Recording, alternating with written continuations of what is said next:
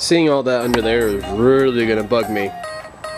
I'm probably gonna have to do something about all that. Alright, what's happening, guys? So, welcome back to, what is this, episode 10 on the Z32 build series. It's crazy that we're already 10 episodes in, but we're getting some pretty serious progress complete. As you guys saw in episode 9, we got the VG out of there. So now we have a fully empty engine bay, and now comes the fun part. We started to go ahead and ripping apart all of the accessories and the wiring harness and stuff like that. If you guys, oh boy.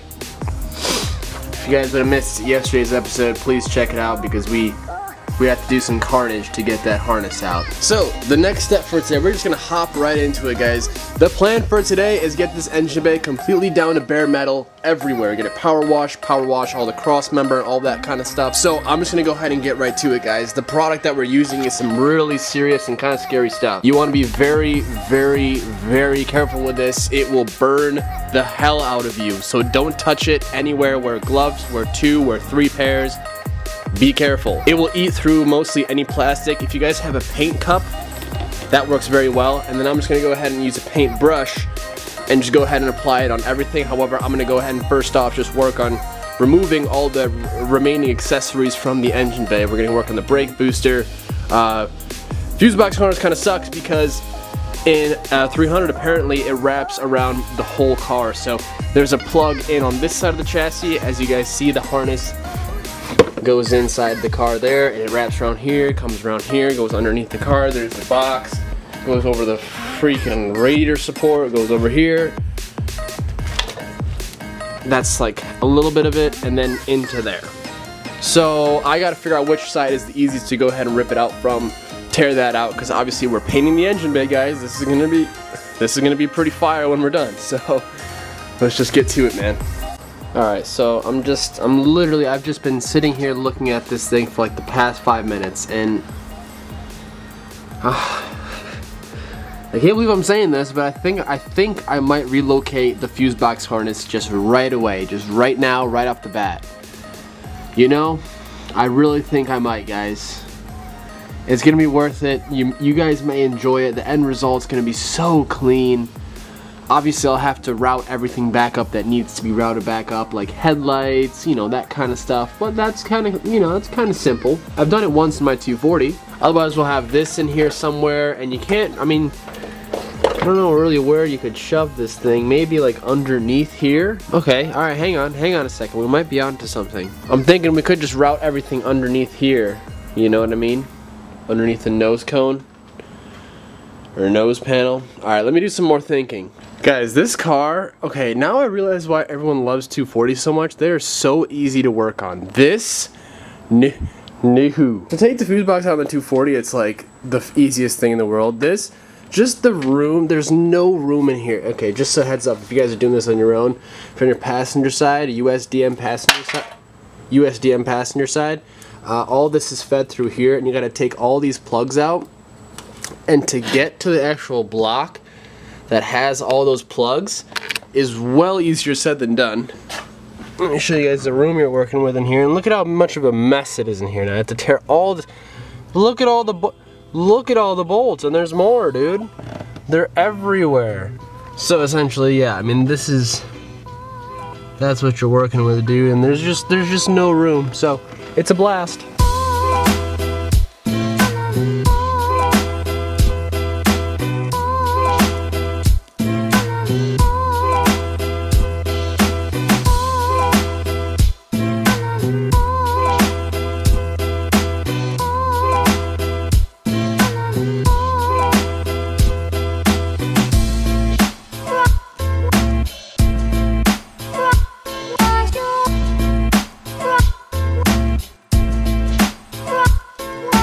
Alright guys, so I was able to fish it all out from this side so far. Now if you guys are doing this on your own, oh wait, hang on, there's 2 of them. Oh wait, no, hang on, wow, that completely tripped me out for a second. That lid being there made me think there's 2 fuse boxes. That blew my mind. So essentially, to get the big old actual main, I guess, fuse block out of your engine bay, that's not going to fit out like this. You may get lucky just by removing all the relays, and it might be able to sneak through the hole. If not, you actually have to go ahead and take apart like everything.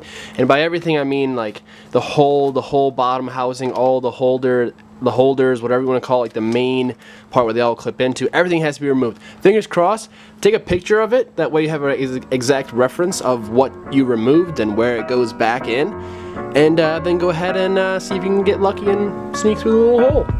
Yeah.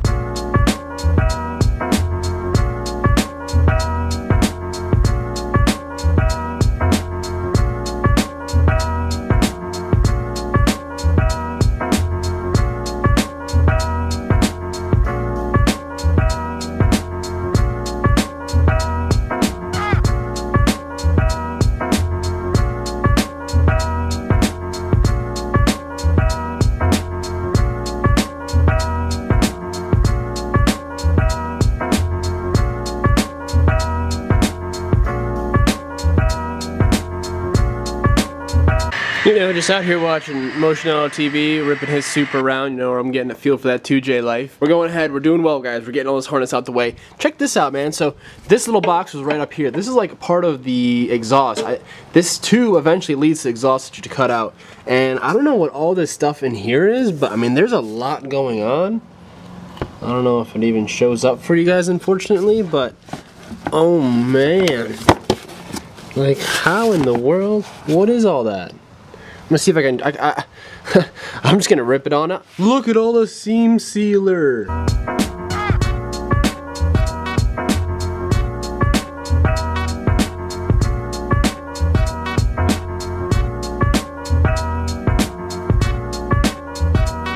Alright guys, progress. We pretty much have everything out of the bay. Everything that's in here is just going to go ahead and get a real nice wash and spray down. But first, we're going to go ahead and apply this paint stripper. And like I said, be very, very careful. We're going to apply it over the whole thing, scrape all the paint off, get this down to bare metal. We'll be in good shape, man. And then I'm probably going to go ahead and work on this firewall area because I can't stand to look at that spot anymore, and I really want to fix it. So let's get to it.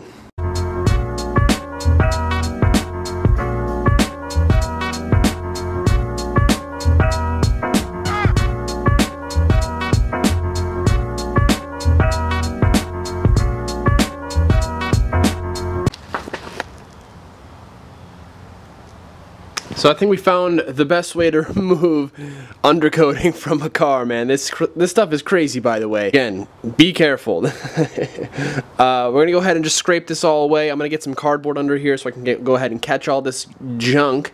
And before we know it, I mean, it might take a few minutes, but I mean, you know, it's worth it because it takes a lot of sanding and a lot of elbow grease out of the equation. This is way quicker than if we were to do it, at least sanding it and trying to, you know, scrubbing it off. So we're doing good.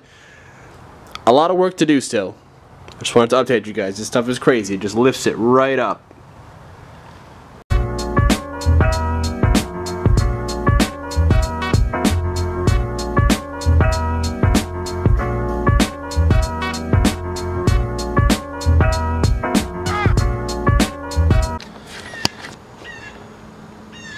mean, this stuff is actually pretty insane, man. You can hear it sizzles. Like, it actually sizzles. It's pretty crazy. This is working pretty well. I'm not really going to go ahead and do much of the firewall. You know, we don't really need to. I'm not trying to strip all the paint down. All I really want to do is get rid of all the undercoating. And then once I kind of get all the main stuff off, I'm going to go ahead and see if I can wheel this outside and go ahead and power wash the thing and kind of get the remaining crap off of it. So that's the plan. The question is, will I be able to push it out? Well, I have to move the 240 first of all, move the 240 up and do some stuff, but we'll kind of see. Going well so far. I got it all applied, now I just got to scrape it off on this side and then we'll be on to the next step, power washing it, and get it looking good.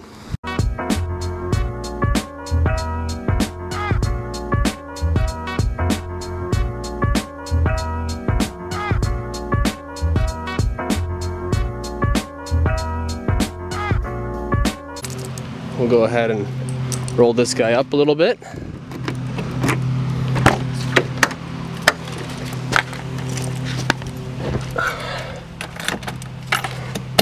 Damn, that blue carbon just, wow. That's good. If you guys missed that video, check it out, man. That's some serious stuff right here. This is going to be a little bit tricky. Look at how wide it looks without the fenders on it. Those tires are just poking out. But we have to just basically go straight and then we're going to shoot off into that little right there. So Okay, let's see what we can do. Hopefully it should be a whole lot lighter without that motor in there. Oh yeah. This is gonna be good.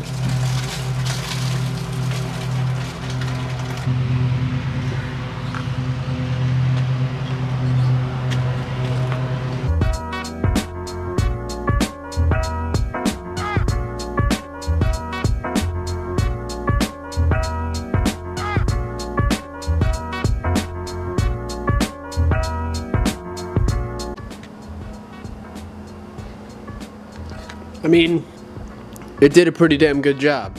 So, as you guys can see, I didn't go ahead and do the whole engine bay. There's just no need. I hit up all the major spots that had all the undercoating off, and really, I can't really see any undercoating left besides down there, which I could just go ahead and do that by hand.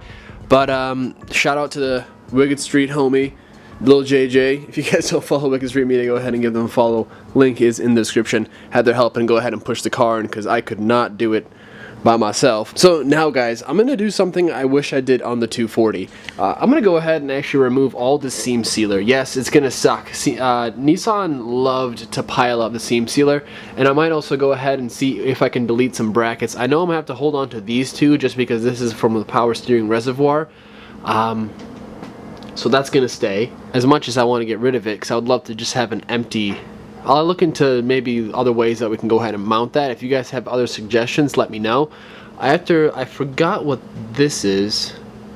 We'll probably shave that off. And I'm also thinking about going ahead and just filling up all the little random holes, you know, that are visible at least. There's only a couple which are pretty nice. On the 240 there's a bunch, so kind of get lucky with that. You know, maybe toss some body filler. I kind of want to make this look nice, you know what I'm saying, guys? So I'm just going to go ahead, I'm going to get to work, and I'm going to start peeling off and taking this seam sealer out. Probably just gonna use a screwdriver, maybe like a little chisel or something like that. It's probably not gonna be that easy to remove. You could probably go ahead and use like a grinder, but that's loud, and you know. So let's see how well we can do it by hand.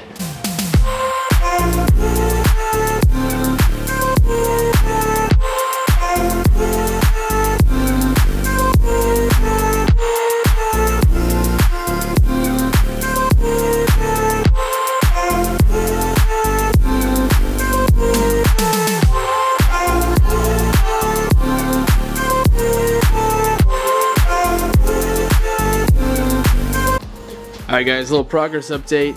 I've been going at it pretty hard, man. So as you guys can see, all the seam sealer, the seam sealer is all taken off. Looks pretty damn clean. I'm gonna go ahead and with a wire wheel and clean it up some more. And then I'm gonna go in with some body filler and clean up the seams, make them really nice and like seamless. I really want to get this bay looking super fresh. Like all these little dimples right here, we'll fill those up. This thing's gonna be looking super good. I'm thinking, you know, in the crevices, like all the kind of right angles and stuff like that, like down there, we'll go ahead and toss some flexible body filler, get a nice little seam. Guys, I'm excited. But yes, that side's done. I'm gonna work on this side, and to be honest, guys, once I finish this side, I'm probably gonna call it a night. But just to compare, you know, all that gunk that just is everywhere, man, all around everywhere. Look at that. Just piled up, whereas here, nice and clean, and we're still not even done. This is just me with a screwdriver picking away at it, and as you guys can see, there's a bunch there. You know, it's piling up pretty damn quick. So I'm gonna go ahead, get this side gemmed out, call it a night.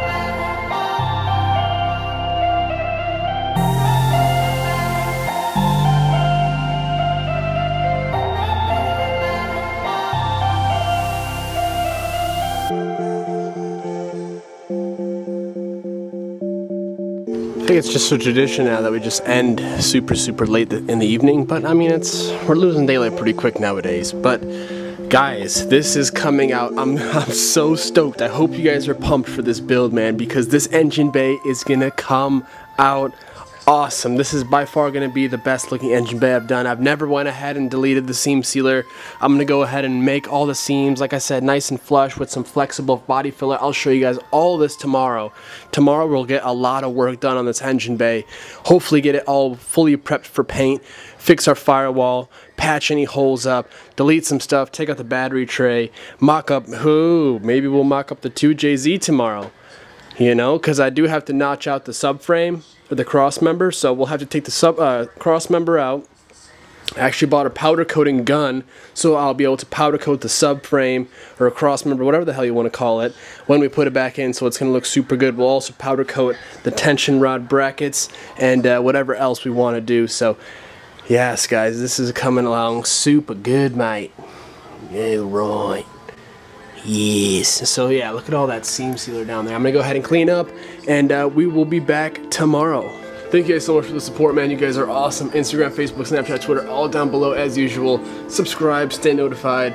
I'll see you guys tomorrow. Later. Peace.